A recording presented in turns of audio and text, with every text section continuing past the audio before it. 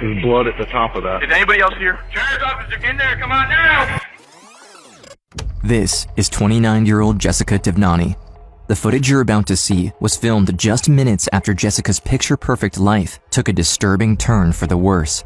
On February 27, 2018, Jessica's fiancé, Patrick De La Cerda, was expecting a delivery at his home in Deltona, Florida, a package which contained a custom-made engagement ring he had bought to surprise Jessica. The night before, Patrick had left his fiancée this voicemail. I love you. Good night. Sweet dreams. In the morning, I'll call you. I'll send you a text when I wake up, alright? Patrick was never heard from after that. At 11:30 a.m., the Volusia County Sheriff's Department receives a call about a man who was found shot in his home. When police arrive at the scene, they carefully make their way down the 9-acre property, unsure if the shooter is hiding nearby. Copy 55 with the female. Attached to the barbed wire. As they get closer to the guest house, officers are quickly approached by Jessica.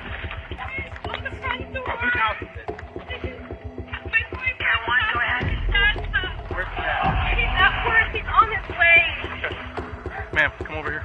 Stay here, behind the tree. But nothing could have prepared the cops for what is waiting for them around the corner. On the floor, in the entrance, 25-year-old Patrick was shot 4 times through the glass door. I don't know how we're going to get past him and get up those stairs. There's blood at the top of that. We got a camera above us, too. They have no way of knowing if the shooter is still inside, watching through the surveillance system. Sheriff's office, if you're inside, you need to announce yourself now. While officers make their way inside the guest house, others go around the property to the other buildings. Sheriff's office, announce yourself. County Sheriff's office, if you're inside, announce yourself. Alright, go ahead. Nice and slow. Sheriff's officer in there, come on now! As it becomes clear the killer has gotten away, police have no idea that Jessica is still in danger, and that the man she will later be seen with in this footage, a man Jessica seems to trust who appears to be comforting her, has been planning the murder of her fiancé for months, and he will stop at nothing to get what he wants. Clear. Clear. All good? This building is secure. Are there any others that we need to clear? While police finish securing the perimeter, Jessica is waiting in a patrol car. Before long, TV news choppers start hovering above. A 25-year-old Volusia County man is dead, and deputies say someone shot right through his front door. This is not a random act of violence. After learning the news, Patrick's father, Max, who shares the 9-acre property with his son, arrives home. He was not at home when any of this stuff happened. He works construction. He happened to be working a job an hour and a half or so outside of town. Patrick's father is completely distraught. I never got to say goodbye to my son. I never got to talk to him. Nothing. But when approached by an officer, he reveals a clue that could help the investigation.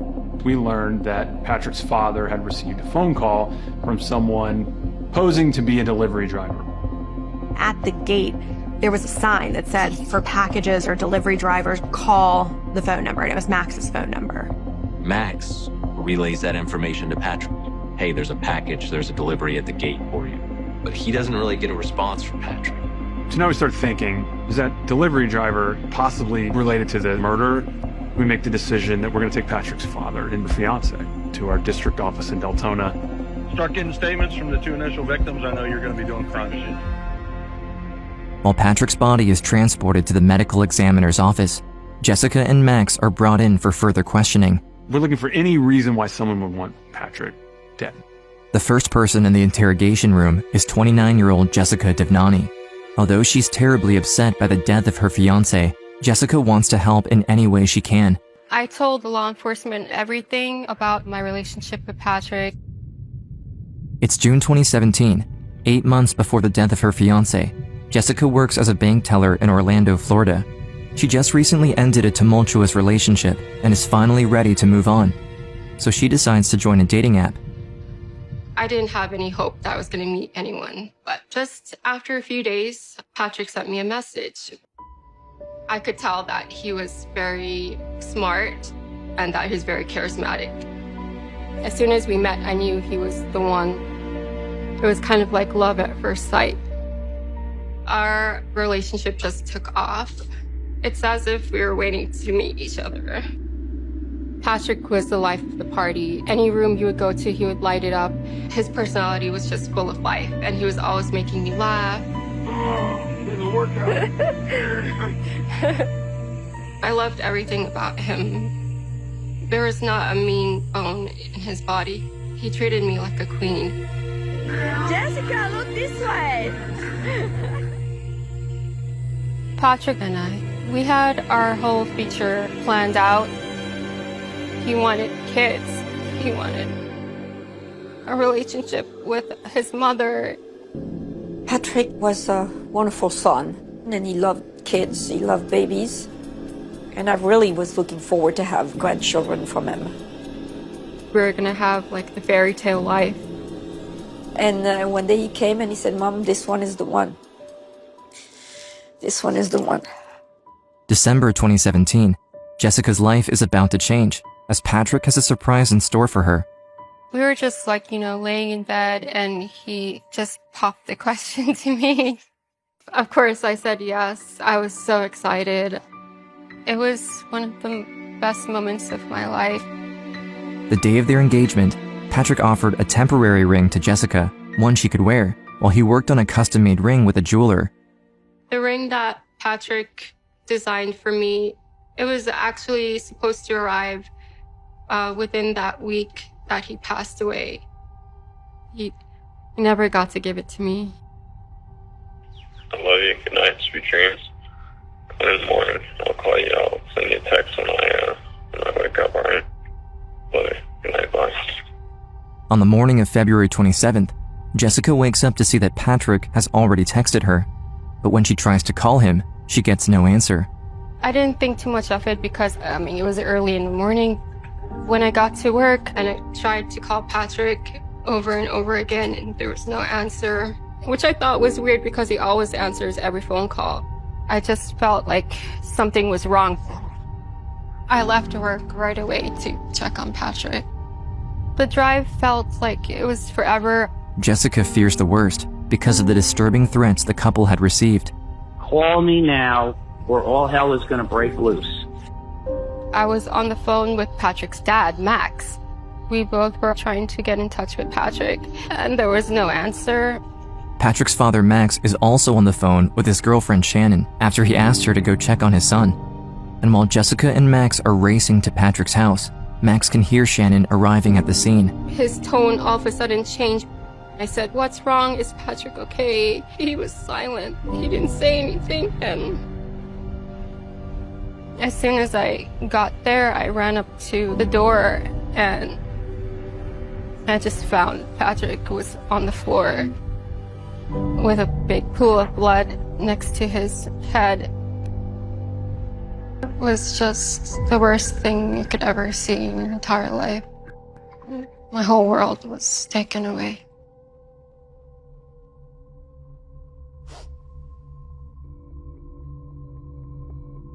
With the gunman still at large, Detective Weaver and his team begin combing through the crime scene, searching for any clues that could help them understand the circumstances of Patrick's murder. The first thing they notice inside the house, nothing is missing. All the valuables are still there, which quickly rules out the possibility of a robbery. Don't walk that way, Sam. There's 2 shell casings on the ground. There had been a total of 6 rounds fired, 4 of which struck Patrick. Crime scene unit was only able to find 2 spent shell casings. So we knew we had somebody who was smart enough to pick up shell casings at the crime scene. With how close they were to the body, immediately realized that this was a calculated murder. Patrick was coming to the door when he was shot and killed, and he never got outside the door to answer. These shell casings were unique.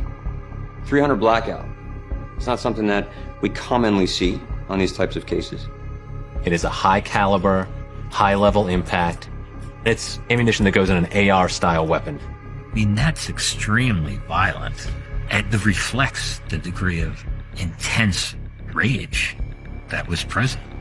During our initial walkthrough, we discovered that there were video cameras We got a camera above us too. There's cameras all over. First thing that they're thinking is fantastic. Even if the video doesn't capture the homicide itself, maybe it captures the person involved, maybe it captures a vehicle. We went upstairs in Patrick's room where the DVR recording system should have been. It had been ripped out of the wall and taken. Clearly this wasn't a random killing. Someone had a vendetta against Patrick. It was personal and it was planned. It was an assassination. Back at the station, Detective Weaver tries to find out who would want to murder Patrick. That's when Jessica tells him about a bizarre incident that happened the month before. In a strange twist, News 6 discovered the young man has been shot at before. January 24th of 2018, about a month prior, the neighbor claimed that Patrick was trespassing on his property. Ahoy! Ahoy, neighbor! He had fired 6 or 7 rounds to scare off Patrick. Patrick wasn't harmed, but he did call the police.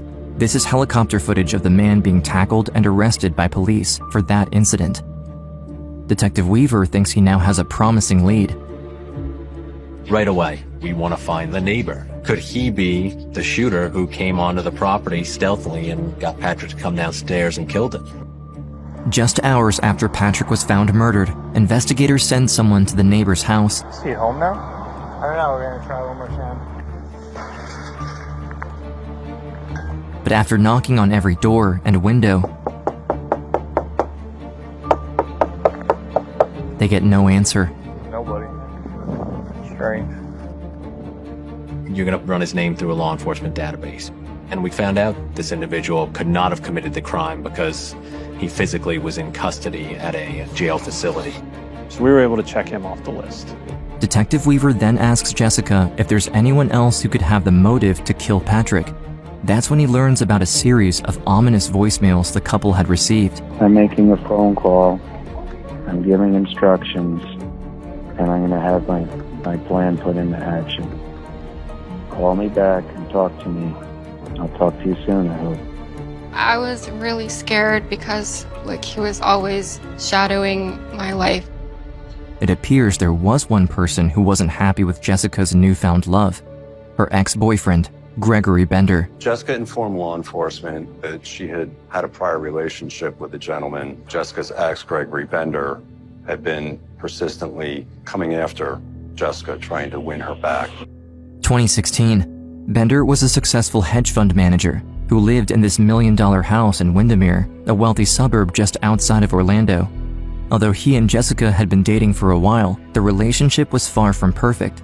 As time passed, Bender became more and more controlling, and Jessica recalls feeling trapped. He was very possessive. He said that if I ever left him, that it would never be pretty.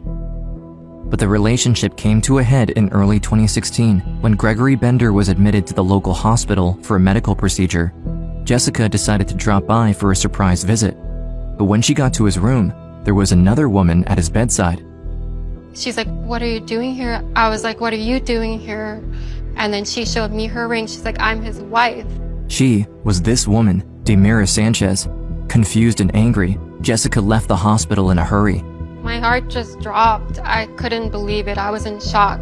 In the following days, Bender tried calling her to make amends, giving a bizarre explanation about his private marriage, which did nothing to reassure Jessica. He said, "I'm so sorry," and he told me that he had only married her as a business marriage. He was just trying to help her out, and they had an arrangement together. I was not in any way with Demira that was in a intimate way at all. It was just a roommate type of thing. And I needed my wife's income, and she agreed to do that in order to get her kid to go to school over here instead of in Claremont. So it was a business relationship. So Jessica essentially said, well, break it off with her and get a divorce or you and I are finished. And he's like, "No, just give me a little bit more time. Just give me a little bit more time. I'm going to make it happen." I couldn't take it. The discovery that Gregory Bender had been hiding the fact that he was married gave Jessica the push she needed to gain back control of her life. Not long after, Jessica ended her relationship with Bender. Jessica believes that, hey, that chapter's finally closed in my life and I'm ready to start fresh. But while she was convinced her life was going to get better, she had no idea how far Bender was willing to go to get her back. He said, "You can't do this to me. I'm not gonna let you go." He wanted to know my every move and to make sure that I was still there and not with somebody else. I blocked Greg from everything. I wanted him to leave me alone. Bender began harassing Jessica, calling her repeatedly, reaching out to her family, stalking her on social media. And when all else failed, he would show up at her work. When the police came to my job, at the time, I had the police officer listen to the voice message. Don't push me here. All I'm doing is asking to talk to you right now. I'm not asking for anything else. Unblock me. Enough is enough. And they're like, well, it still doesn't mean anything. We can't do anything based on verbal harassment. They even called Bender. They said, oh, he seems fine. Like, he seems cool and collected. And I was like, yes, that's Bender. He's very conniving that way. Jessica tells Detective Weaver that Gregory Bender just couldn't live with the idea of any other men in her life. But just 1 month later, Jessica met Patrick and they began dating. I definitely wanted to be clear with Patrick that I did have a very jealous ex-boyfriend. I was afraid that he would find out about our relationship. I told Patrick, I was like, please, I don't want our picture up on Facebook because if Greg ever finds out, you know. But Patrick's like, no, he doesn't want to hide us. Patrick wanted to tell the world he was in love with Jessica, and nothing would change his mind. He eventually convinced Jessica to post a single picture on Facebook. Before she agreed, Jessica had created a new profile, deleted her old profile, and blocked Bender altogether. It wasn't enough. He had found out about me and Patrick through Facebook. He had found my profile. Things went downhill from there, as Bender began threatening Patrick as well. He had looked up his name online and he found his address and phone number, and at that point he was threatening Patrick. Greg looked up Patrick's mother. He's like, I know where your mom lives. He's like, I'm gonna harm you guys. I'm gonna come to your residence. You better leave Jessica right away. I can't believe you did this to me and you didn't tell me about this. This is gonna end. He is gonna end. I can't believe you did this. Call me now or all hell is gonna break loose. Patrick took it very seriously. He did get a security system installed at his residence as well. He also installed a fence at the entrance of the property. But Gregory Bender could not be deterred. As the months passed, things only got worse. I'm making a phone call. I'm giving instructions. And I'm going to have my plan put into action. Call me back and talk to me. Or else I'm going to just let it happen. In November 2017, Jessica and Patrick had had enough. They presented the tapes and text messages to a judge, who then granted them a restraining order against Bender. Bender was ordered to stay away from Jessica and turn in his large collection of firearms to authorities. With the restraining order, Bender was not allowed to call me, message me, no form of contact whatsoever. He was not allowed to come near my workplace or my house. And I also listed Patrick's residence in the restraining order. And in all appearances, the restraining order worked. The threats and harassment stopped. Patrick and Jessica could finally breathe a sigh of relief. We thought he did go away. We didn't hear anything and we felt confident. Only once did Gregory Bender violate the restraining order and call Jessica at her work. It was the first time in 2 months, and it was on the morning of Patrick's murder. Gregory had called Jessica at least twice on the morning of the 28th. He called you this morning? Yeah, on my work phone, because he's not allowed to call me, so I got scared. That's when I texted Patrick. So when she got the phone call and saw on the caller ID that it was Gregory Bender, flags started going up, and that's what made her so worried. And at that time, it was very clear that he was the most promising lead. Detective Weaver finally has a prime suspect in Patrick's murder, and he also has an idea. Now is the time for Jessica to return Gregory Bender's calls. But this time, police will be recording everything. Best case scenario would be he would admit Patrick's murder to her, but what we're doing is we're trying to collect as much information as we can. Investigators are hopeful Bender might say something incriminating, but everything depends on Jessica. Just hours after she found her fiancé's body shot down, she is asked by police to call the man they think killed him. That very night, they said call him and try to get a confession from him. I was very scared just to talk to him. Jessica has spent the last few months doing everything she can to avoid contact with that man, and now she's going to have to confront him. Jessica is terrified, but she doesn't think twice. I just wanted to try to do everything I could to help the investigation. She really wanted to solve Patrick's murder. So she did that without hesitation. Okay. Call him, put him on speaker. Hello? Hello? Hi. Hey. Jessica is nervous. She doesn't know how Gregory Bender is going to react. But before she can say anything, Bender speaks up. I saw what happened on the news. I want to tell you I feel sorry for you. But Jessica has too much anger, and she doesn't hold back.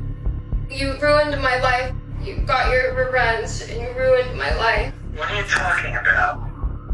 And we said enough is enough. I can't do this. I'm gonna hire a hitman. I'm gonna kill him. No, that's not, no. I didn't say that. There's no panic in his voice. It's almost like this was rehearsed, like he knew that we would be recording that conversation. So I said to him, why did you call me on the morning that Patrick passed away? And he said that, oh, it was a mistake. I accidentally dialed your number thinking it was a coworker. The odds of him accidentally calling her twice, that doesn't seem very likely. But that's why I want to find out if it is you. No, it's not. I'm your friend. I did not do this. While Jessica is not pulling any punches, Gregory doesn't say anything that could be used against him. But as the call is about to end, he makes a surprising move. He's like, let's meet up. Let's talk. Bender offers to meet Jessica just hours after her fiancé was brutally murdered. It appears he is still trying everything he can to get Jessica back. That's where the phone call ends. She did a heck of a job on the control call, but they are nowhere near probable cause to arrest him for first-degree murder. However, there's a chance Gregory Bender knows the investigators are onto him. They need to act fast before he destroys any valuable evidence they may not know about. They decide to arrest Bender for violating the restraining order, which will give police only 24 hours to build their case against him. But even with their prime suspect behind bars, Detective Weaver doesn't have any proof that would link him to the murder. This is when investigators receive a tip from the most unexpected source. A day or so into our investigation, we also received a phone call from Bender's wife. What made Damara come forward is she sees the news and sees that Patrick De La Cerda was murdered. Damara tells me that she has information that she believes can help our investigation. She's very, very nervous. She didn't want us coming to her house. She doesn't want to meet at a police station or at a sheriff's office. Damara asks to meet investigators in a parking lot a few miles outside of town. When they arrive, the frightened woman quickly gets into the police car. She's kind of having a hard time really, articulating what she has. And she was in shock and she was terrified of Gregory. Months prior to this murder, she had discovered a notebook that belonged to Greg. Didn't really know what it was, thought it was some sort of journal. One day when he wasn't home, she went through the notebook and she had discovered a murder plan. What did it say? Something about go there, I need to remember the clothes, see how many cars are there, take the cell phone and stuff like that. It was like a plan. What kind of plan? Like a plan to do what? I guess to kill. To kill who? Patrick. She had seen what appeared to be directions on how to get to Patrick's house. Schematics, a playbook that Bender wrote of how he would do the crime, how he would get in, how he would get out, how he would cover his tracks by throwing away evidence. I confronted him and I asked him and he said it was a fantasy. He told her that, hey, this is just fantasy. I would never do anything like this. And she kind of dropped it. Now here we are 2 months later and Patrick's dead. This crucial information provided by Gregory Bender's wife allows authorities to finally get a search warrant for his house in Windermere. The idea that Bender wrote everything down in a notebook could be invaluable for the investigation, but Detective Weaver doubts they will be able to find it. After all, the man who shot and killed Patrick went through extraordinary lengths to conceal his identity. The main thing we were looking to find was ammunition that matched that .300 blackout caliber ammunition found at the scene, the murder weapon, and this notebook with the murder plan. When we don't find these things that we're looking for, we're back at square one. We can't prove that Gregory Bender killed Patrick De La Cerda. But almost as soon as he arrives at Bender's home, Detective Weaver makes the most shocking discovery of his entire career. In the office, inside a recycling bin, he finds several crumpled up handwritten pages. I look down, and in the trash can, right on top, I see a map, a hand-drawn map on some torn out pages from a spiral notebook. And I was in shock. It's like, there's no way that we just found this murder plan. It's almost unbelievable and just shocking that he would forget something so simple as tossing the murder plan in a trash can and not throwing it away.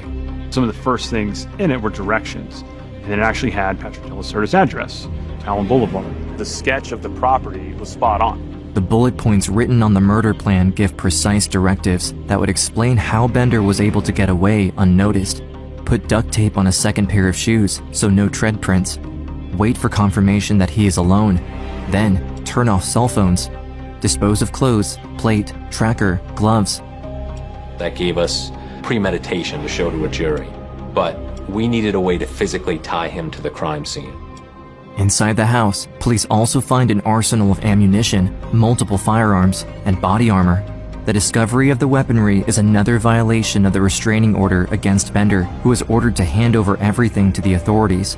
Investigators also uncover a large amount of .300 blackout bullets, the same bullets used to kill Patrick De La Cerda. But one thing they don't find in Bender's collection is an AR-15, the weapon that uses those bullets. It appears Bender disposed of it after the murder.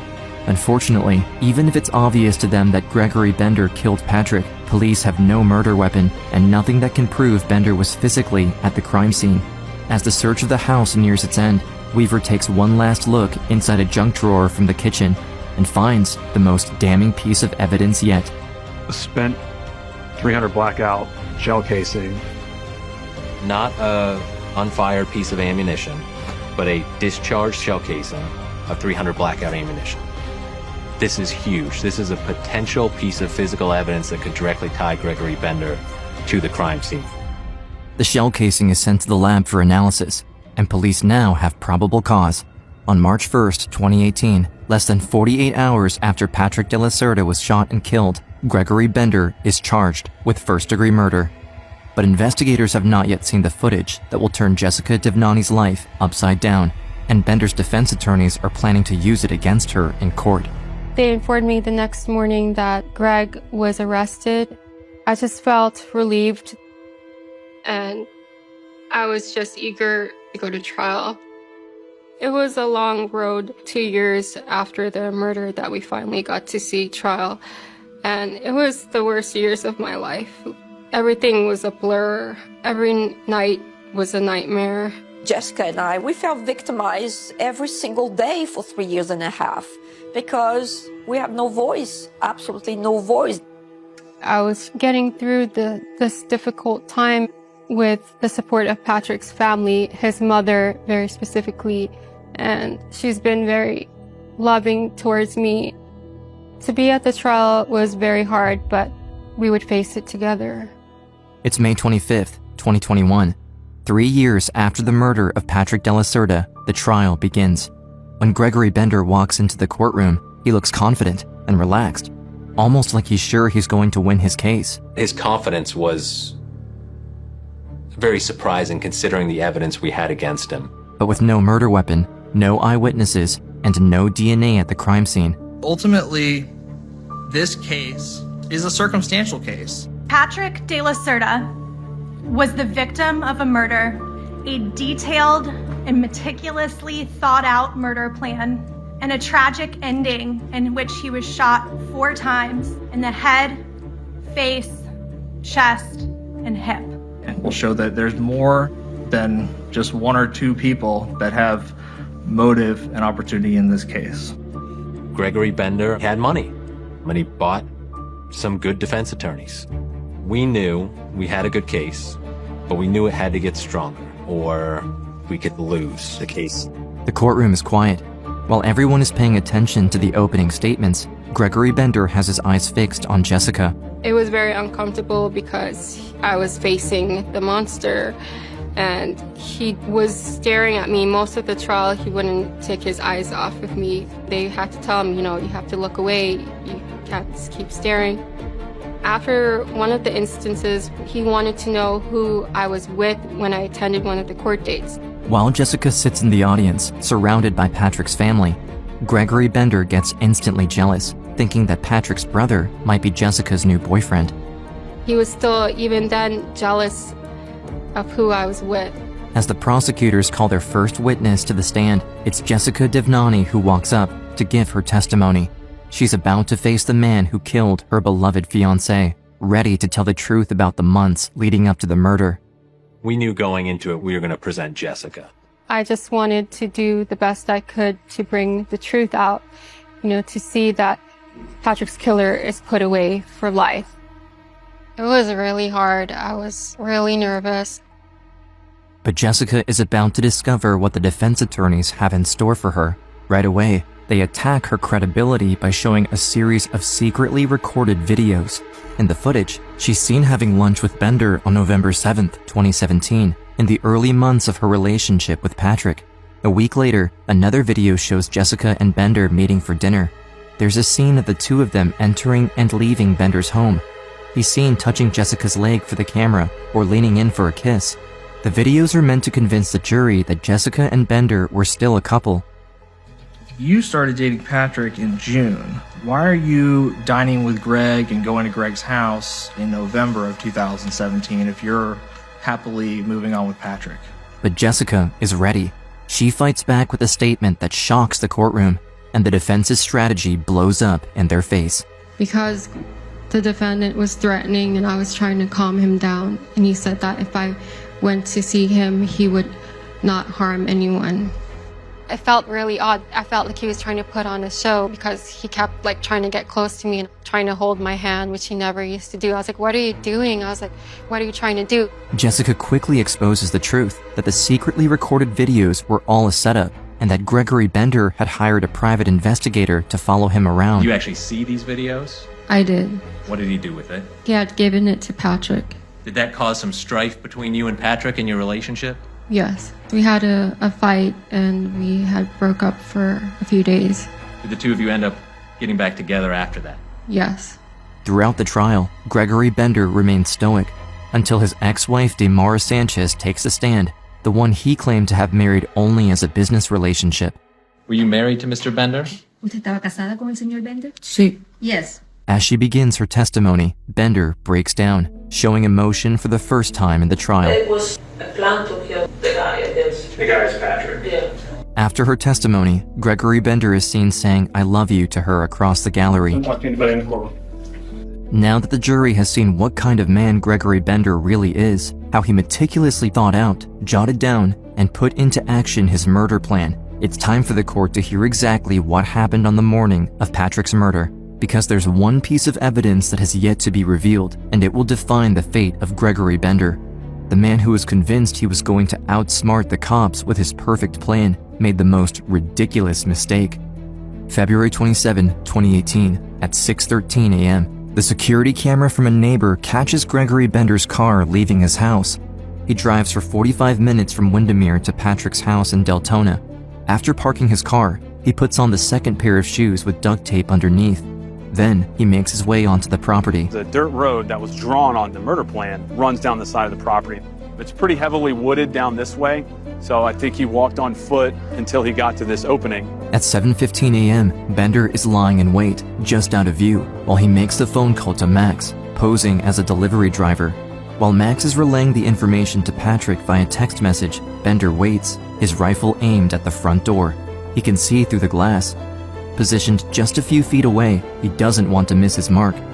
When Patrick makes his way down the stairs, he opens fire, shooting 6 times through the front door and killing Patrick De La Cerda. Gregory took out all his rage, all his jealousy in those shots and accomplished what his one goal in life was at that point in time, which was to kill Patrick. I'm sure there was some level of satisfaction that he had done it. He had pulled off in his mind what the perfect murder was. And suspected that he was going to get away with it. Bender hurries inside, rips the DVR from the security cameras out of the wall. As he makes his way back out of the house, he remembers to collect the shell casings. He leaves 2 there. He gets rid of the rest of them, but he keeps one that really ties Gregory Bender to the crime scene.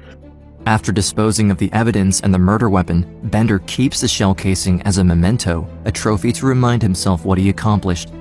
That was a mistake. Florida Department of Law Enforcement was able to tell us that the 2 casings recovered at the crime scene were shot from the same exact weapon as the weapon that shot the single shell casing recovered from Gregory Bender's junk drawer.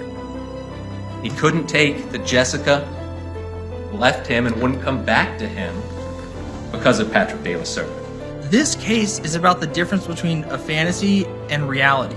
People should not be judged on their worst thoughts just because they put them to paper. But that's what they're doing in this case. On May 28th, after 3 days of testimony, the trial finally reaches its end. After just a few hours of deliberation, the jury comes back with a verdict. We, the jury, find the defendant, Gregory Bender, as follows. Guilty of the charge of first-degree murder as charged in the indictment. In Florida, a conviction of first-degree murder is an automatic life sentence without the possibility of parole. I want to thank all of you for having put evil where it belongs. I hope they keep you in jail until you die there. Until you die. Because the moment you step out, I'm going to finish you off. The same thing you did to my son. Sir, Max, you have to address the judge. That? You have to address the judge. I will miss my son. He was a beautiful soul.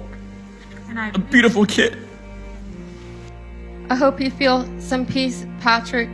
Rest assured, the man who took your life is going to pay with his own life now. Patrick's mom and I, we went out to the cemetery in West Palm Beach. We brought some cake and we brought some champagne, and They both wanted to share the news with Patrick and celebrate his victory. we finally did it. We got the guilty verdict. The only reason make me feel better is that I lost my child for love. He had love in his heart when he passed. He was going down the stairs to get the ring. While Patrick never got the chance to give her the ring himself, Jessica Devnani was finally able to put it on as she celebrated her 30th birthday. A surprise finally delivered by Patrick's family. I still wear my ring every day as a symbol of me and Patrick's love. Patrick will always be the love of my life. The ring is one of the last things that I have to hold near, and it's a connection that I have with Patrick. I want Patrick to be remembered with nothing but a sense of love because of the love that he had to show everyone. Patrick taught Jessica to live her life to the fullest, and every day she does her best to make him proud because she knows that's what Patrick would have wanted for her. I will go on for Patrick. I will live in his happy memories close to my heart.